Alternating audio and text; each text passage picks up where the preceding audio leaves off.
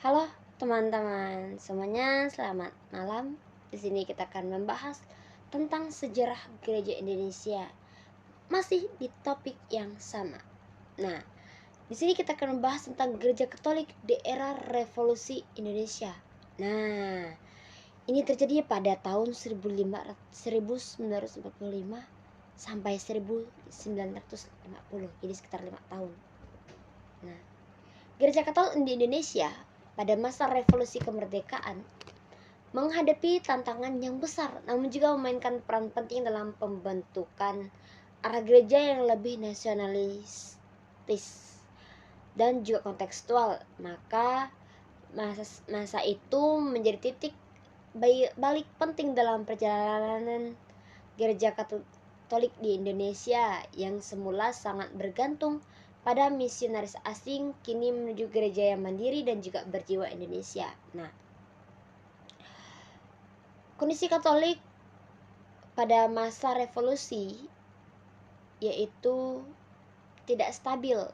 Nah, situasi politik dan sosialnya yang tidak stabil setelah proklamasi 17 Agustus 1945, Indonesia memasuki masa perang mempertahankan kemerdekaan melawan Belanda. Nah, banyak wilayah berada dalam konflik bersenjata. Kondisi ini berdampak besar pada pelayanan gereja. Nah, komunitas dan juga mobilitas para pastor serta pengiriman bantuan misi sangat terganggu. Nah, di sini juga terjadi krisis kepemimpinan juga keamanan. Nah, banyak misionaris asing yang ditahan dan diusir atau tidak bisa menjalankan tugas karena dianggap bagian dari pihak penjajah, di mana berasal dari Belanda dan juga Portugis. Nah, dalam situasi ini, tokoh-tokoh Katolik pribumi mulai mengambil alih peran penting dalam pelayanan umat. Nah, di sini juga munculnya kepemimpinan gereja Katolik pribumi, yaitu MGR Albertus Sogijapranata SJ. Nah, ditunjuk sebagai Vikaris Apostolik Semarang pada tahun 1940 dan menjadi uskup pribumi pertama. Ia bersikap nasionalis dan mendukung perjuangan kemerdekaan, menjembatani para gereja dan negara. Nah, ia juga aktif menegaskan bahwa umat Katolik adalah 100% Katolik, 100% Indonesia. Nah, uskup yang pertama inilah yang pertama kali dikenal sebagai semboyannya yang 100% Katolik, 100% Indonesia. Nah, begitu. Keterlibatan tokoh-tokoh Katolik dalam perjuangan bangsa. Yang pertama itu ada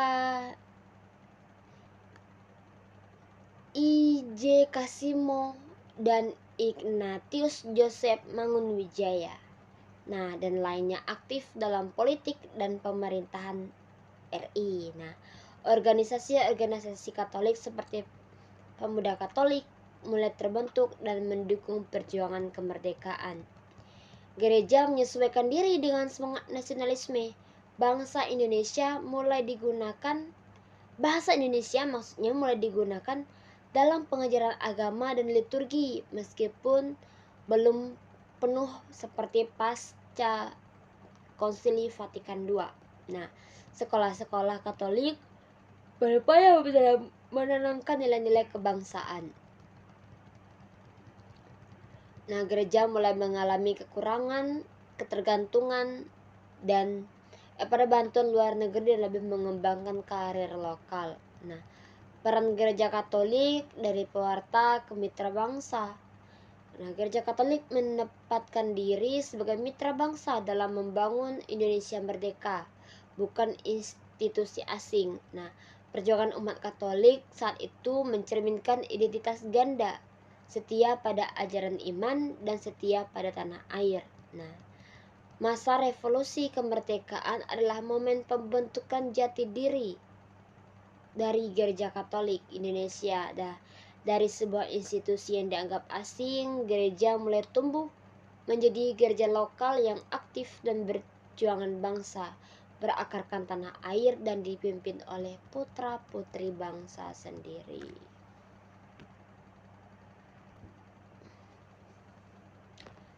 Nah, Gereja Katolik di era Orde Lama dan juga Orde Baru. Nah, Gereja Katolik di Indonesia mengalami dinamika yang kompleks selama masa Orde Lama dan juga Orde Baru. Nah, Orde Lama ini selama 1945 sampai 1966 dan Orde Baru ini dari 1966 sampai 1998. Kedua orde ini memberikan tantangan dan peluang berbeda bagi perkembangan kehidupan iman, relasi gereja dengan negara, serta peran sosial politik umat Katolik. Nah, Gereja Katolik di era Orde Lama pada tahun 1945 sampai 1966, relasi dengan pemerintah nasional sekuler. Nah, di bawah Presiden Soekarno, negara mengusung semangat nasionalisme, anti-imperialisme, dan netralitas agama. Nah, Gereja Katolik berusaha menyesuaikan diri dengan semangat kebangsaan, namun tetap berhati-hati agar tidak dicurigai sebagai agama asing. Di sini juga ada peran Soegija Pranata dan semboyan dari uskup kita yang pertama, yaitu Albertus Soegija Pranata SC, dengan yang dikenal dengan semboyannya 100% Katolik, 100% Indonesia. Nah, uskup pribumi pertama menjadi tokoh kunci dalam menunjukkan komitmen umat Katolik pada Republik Indonesia. Ia menjembatani hubungan gereja dan juga negara atau pemerintahan dan turut mendorong umat untuk menjadi warga negara yang aktif dan juga bertanggung jawab. Nah, pendidikan dan kaderisasi. Nah, gereja fokus membangun lembaga pendidikan seperti sekolah Katolik, seminari, dan juga lembaga sosial. Nah, awal pertumbuhan organisasi awam Katolik, pemuda Katolik, wanita Katolik, dan partai politik Katolik PKRI atau Partai Katolik Republik Indonesia. Nah, di sini terdapat tantangan ideologis komunis. Nah, masa ini diwarnai oleh pertentangan ideologi, yaitu antara nasionalis Islam dan juga komunis atau PKI, Partai Komunis Indonesia. Nah, Gereja Katolik secara tegas menolak komunisme karena bertentangan dengan iman dan kebebasan beragama. Banyak umat Katolik menjadi sasaran kecurigaan dan tekanan, terutama di daerah yang dikuasai atau dipengaruhi oleh PKI atau Partai Komunis Indonesia. Nah, Gereja Katolik pada era Orde Baru, yaitu 1966 sampai 1998. Cukup lama ya. Nah, stabilitas politik dan pengawasan ketat.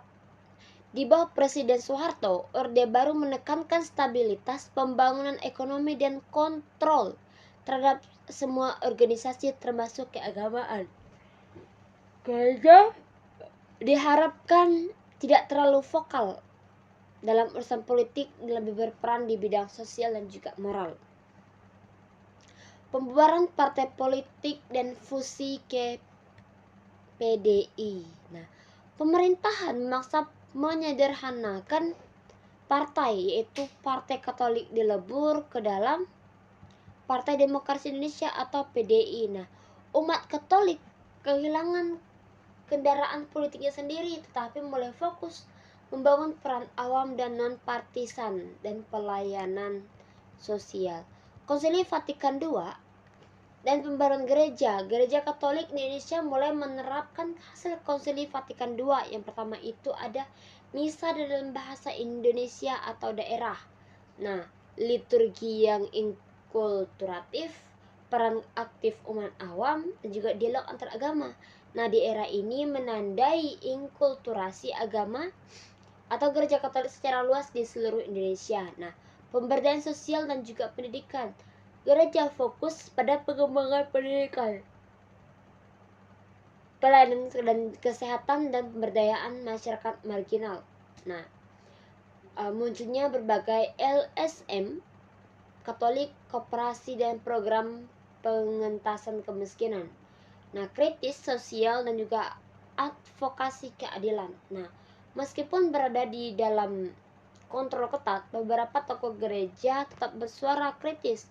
Nah, terutama Romo Mangunwijaya. Nah, seorang advokat keadilan sosial dan pejuang rakyat kecil. Beberapa keuskupan dan LSM gereja aktif membela hak-hak masyarakat dan adat dan kaum miskin. Nah,